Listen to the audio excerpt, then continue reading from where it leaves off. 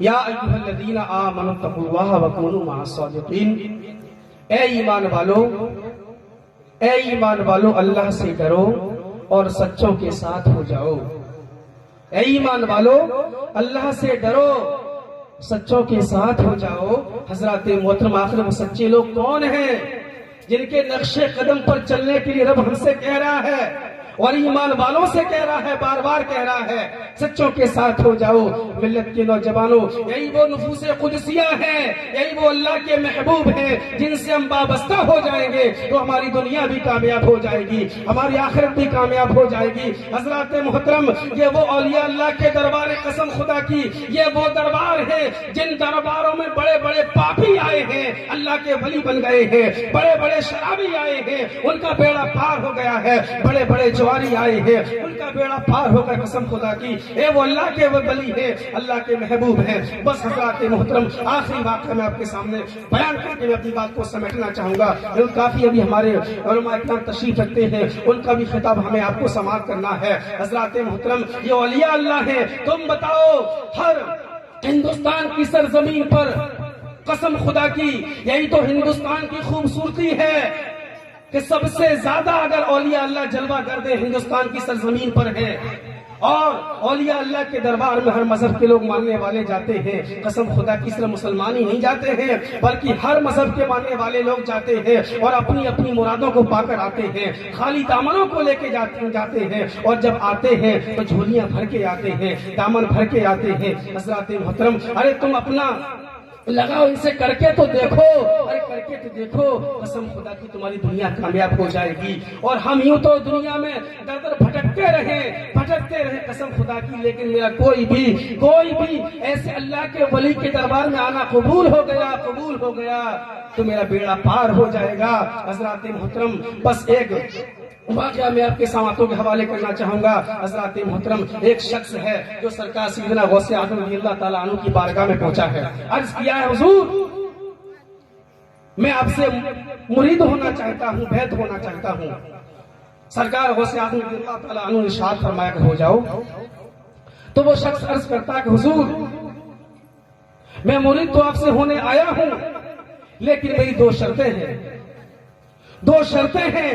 حالانکہ علماء کرام اس بات کو تو بہتر بیان کر سکتے ہیں، ہم سے کرتے ہیں ماشاءاللہ، لیکن آپ کو بتانے کے لیے میں عرض کر رہا ہوں کہ واقعی میں اولیاء اللہ کے دربار سے ہمیں کیا ملتا ہے، قسمتیں بدلتی ہیں کہ نہیں بدلتی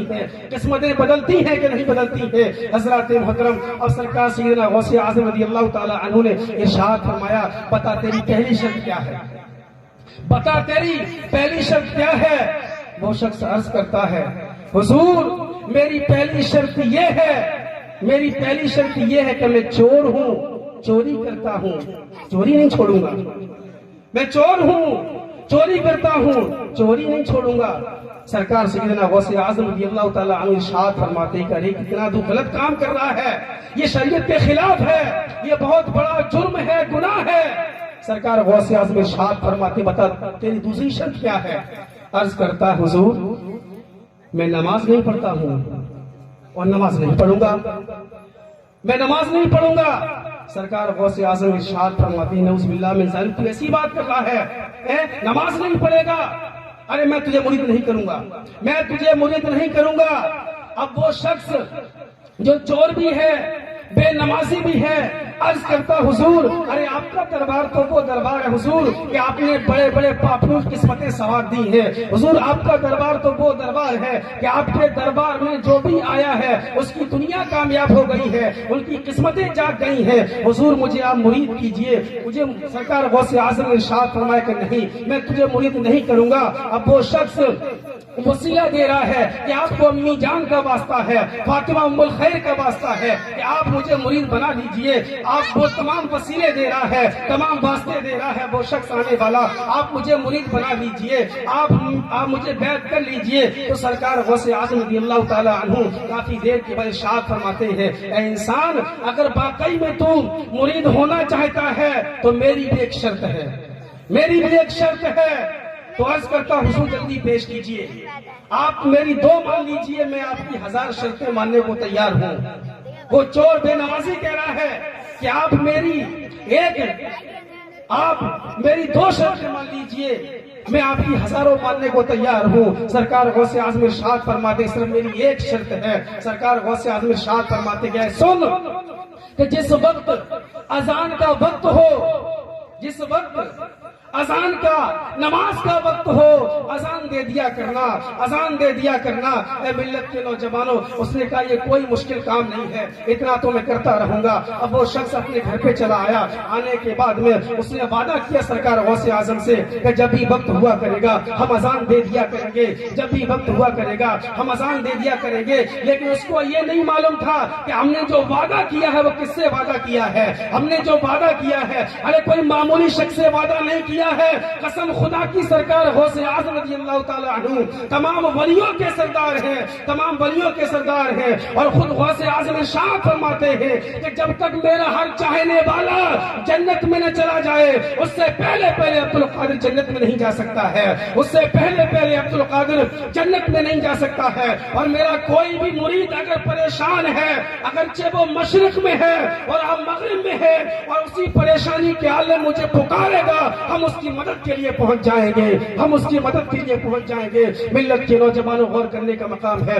اب وہ شخص اپنے گھر پہ آ گیا ہے، جب اذان کا وقت ہوتا تھا اذان دینا شروع کر دیتا تھا۔ ایک دن ہو گیا، 2 دن ہو گئے، 3 دن ہو گئے، اب اس کی بیوی بولی اے میرے شوہر، اے سرکار ایسے کب تک کام چلے گا؟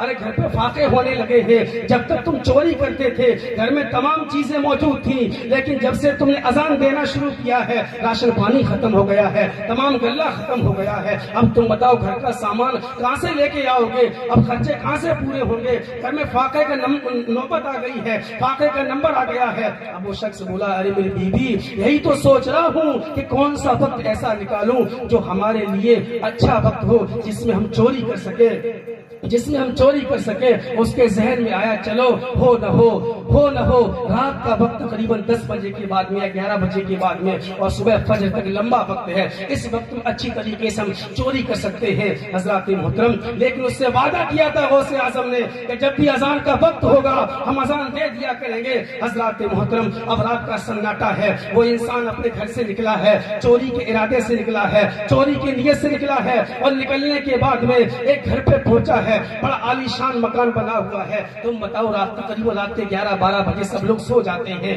سب لوگ سوئے ہوئے ہیں، اور کسی طریقے سے اندر پہنچ گیا، اور پہنچنے کے بعد میں تجوری اس کے ہاتھ لگی ہے، جہاں جہاں قیمتی سامان رکھا ہوا تھا اس نے وہ تمام سامان زر و زواہر، ہیرے جواہرات، تمام روپیہ پیسہ درہم و دینار اکٹھا کر کے بوریے میں بھر لیے، اور بھرنے کے بعد میں بوری کو اٹھایا اور جیسے ہی کندھے پر ڈالا ہے اچانک دل میں خیال آیا کہ یار اذان کا وقت ہو چکا ہے، اذان کا وقت ہو چکا ہے، یار ہم نے وعدہ کیا ہے غوث اعظم سے، ہم نے وعدہ کیا ہے غوث اعظم سے۔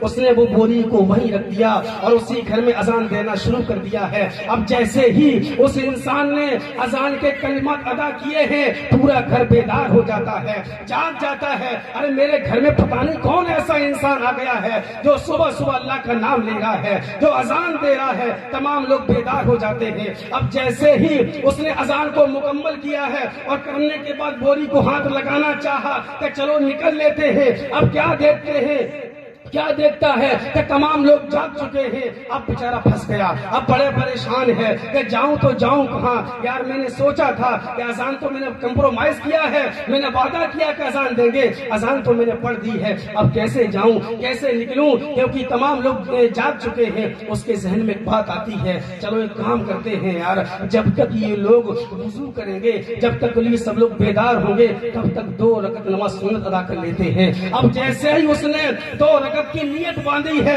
اور باندھنے کے بعد دل میں خیال کرتا ہے کہ جب تک میں 2 رکعت پوری کروں گا تب تک یہ لوگ وضو وغیرہ کریں گے، اتنے میں نکل جاؤں گا۔ حضرات محترم، جب اس نے نیت باندھی ہے اور دونوں رکعتوں کو مکمل کیا ہے، اب جیسے ہی سلام پھیرتا ہے تو کیا دیکھتا، پیچھے 2 صفیں لگی ہوئی ہیں، پیچھے 2 صفیں موجود ہیں۔ اب بڑا پریشان، اب تو میں پھنس گیا، اب تو میں پھنس گیا۔ ادھر یہ دل میں بڑا پریشان ہو رہا ہے، یار کروں تو کیا کروں، اور جاؤں تو جاؤں جاؤں کہاں، اب تو بری طریقے سے پھنس گیا ہوں۔ ادھر اپنی خانقاہ میں سرکار سیدنا غوث اعظم رضی اللہ تعالی عنہ اپنے مریدوں کے ساتھ مسکرا رہے ہیں، بڑے خوش ہو رہے ہیں اور ارشاد فرماتے ہیں ارے پھنس گیا، وہ پھنس گیا۔ تو اور لوگ کہتے ہیں کہ سرکار کون پھنس گیا؟ سرکار غوث اعظم ارشاد فرماتے ہیں ارے وہی چور جس نے ہم سے وعدہ کیا تھا اذان کا، وہی پھنس گیا ہے، وہی پھنس گیا ہے۔ ملت کے نوجوانوں، اب دو صفیں لگی ہوئی ہیں، آگے چور صاحب بیٹھے ہوئے ہیں، ایک شخص کھڑے ہوتے ہیں، عرض کرتے حضور آپ پرمیشن دیں تکبیر پڑھیں، آپ پرمیشن دیں تو تکبیر پڑھیں۔ اب بیچارہ غصے میں تو پیسے ہی تھا کہ وہاں پر جان کے لالے پڑے ہوئے تھے، چوری کی نیت سے آیا تھا، غصے میں بولتا ہے ارے تم کو تکبیر کی پڑی ہے یار، تم کو معلوم نہیں میں کوئی امام نہیں ہوں، بلکہ میں چور ہوں اور چوری کی نیت سے آیا تھا۔ تمام لوگ بولتے نہیں آپ چوری کی نیت سے نہیں آئے تھے، بلکہ قسم خدا کی آپ چوری کی نیت سے نہیں آئے تھے، بلکہ آپ تو بڑے نیک لگتے ہیں، ایسا لگتا ہے کہ آپ نے اپنی آنکھوں سے کسی اللہ والے کو دیکھا ہے، کسی اللہ کے ولی کو دیکھا ہوا ہے۔ ملت کے نوجوانوں، اب وہ شخص پھر کہتا حضور تکبیر پڑھے ورنہ سورج طلوع ہو جائے گا، سورج نکل جائے گا، فجر کا وقت ختم ہو جائے گا۔ اب مرتا کیا نہ کرتا،